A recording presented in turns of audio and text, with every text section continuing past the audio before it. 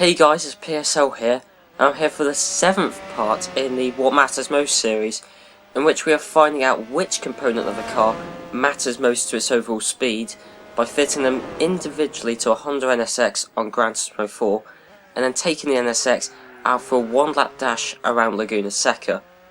Now in this episode, we're going to be looking at the speed and power of the car, and just how much we can get from the NSX's mid-engine V6, and how that extra power can improve the NSX's one-lap pace around Laguna Seca from the standard car.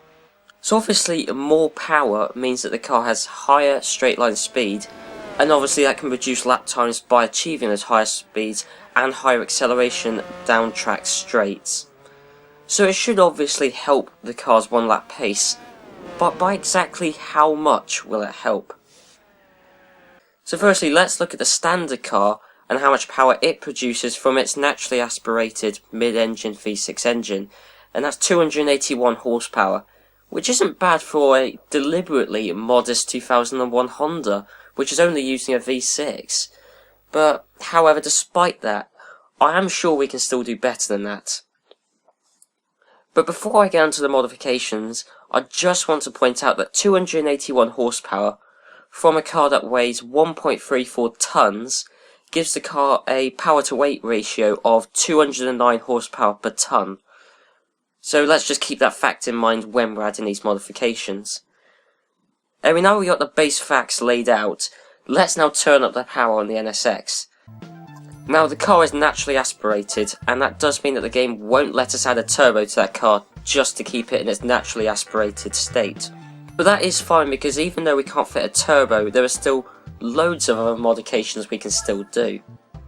So as the car is naturally aspirated, we can buy the third, and best, naturally aspirated tuning package, and then that ups the car's power to 398 horsepower from the standard 281.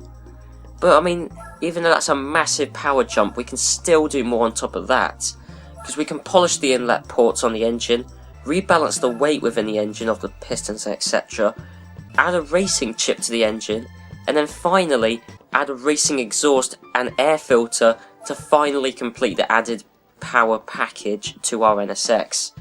And the nitrous will be left out in this part, as it did have its own video in the third part of the series, but despite that we've still massively boosted the power from the NSX, with the power being increased from 281 horsepower in the standard car to 462 in the tuned and maxed out NSX.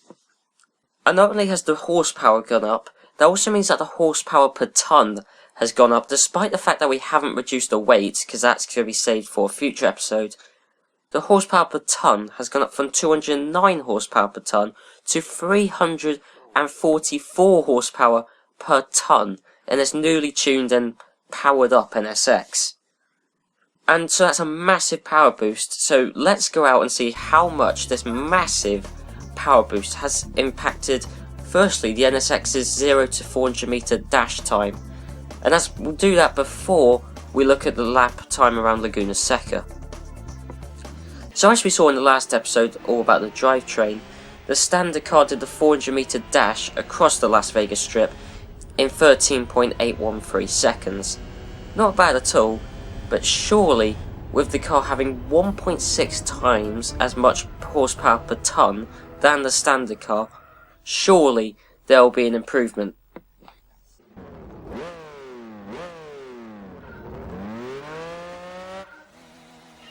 And if you thought there would be, then you'd definitely be right, as the tuned NSX with its extra 181 horsepower completed the 400 metres in 13.162 seconds, around 7/10 of a second quicker than the standard car, which is a significant improvement.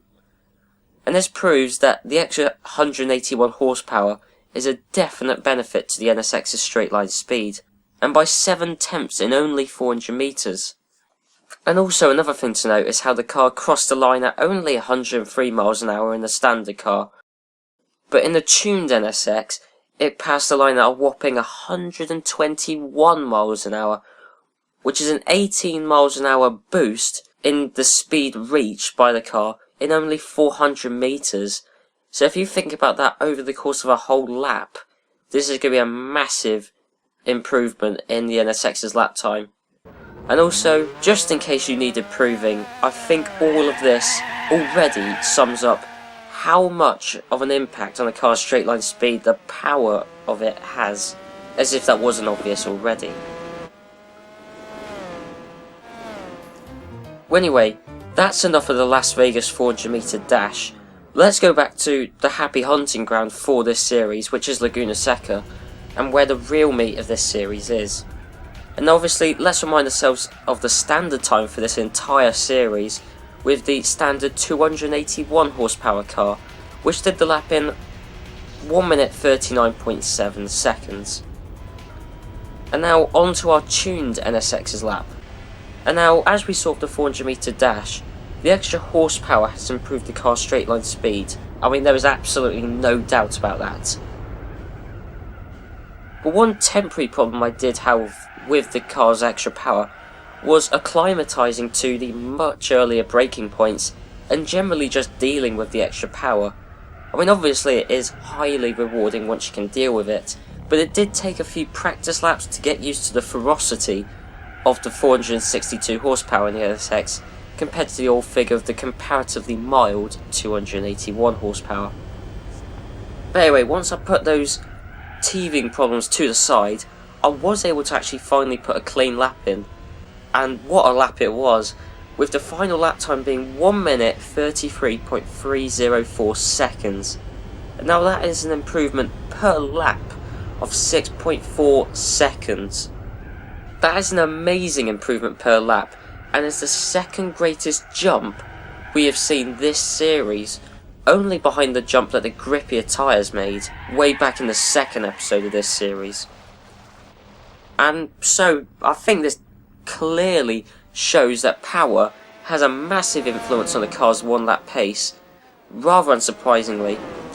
But was it surprising to you guys about how big of a speed jump and just generally lap time improvement the 181 horsepower boost gave to obviously the NSX's lap time and straight line speed in the 400 meter dash?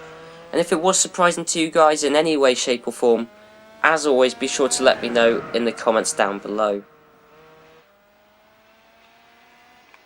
Anyway guys, I hope you enjoyed the 7th part of the What Matters Most series on the power under the bonnet, or I suppose in this case, under the middle of the NSX. And I hope that you found it to be interesting to see that Jeremy Clarkson's persistence on power being the most important aspect of a car's speed isn't actually too far wrong, as this series has proven so far. But anyway, next time we'll be seeing how much of an effect the NSX's weight, or lack of it, has on the car's performance. So be sure to watch the next part on the What Matters Most series to find out if Colin Chapman's policy of adding lightness was a truly wise focus for the brilliant British engineer. So I'll see you guys then.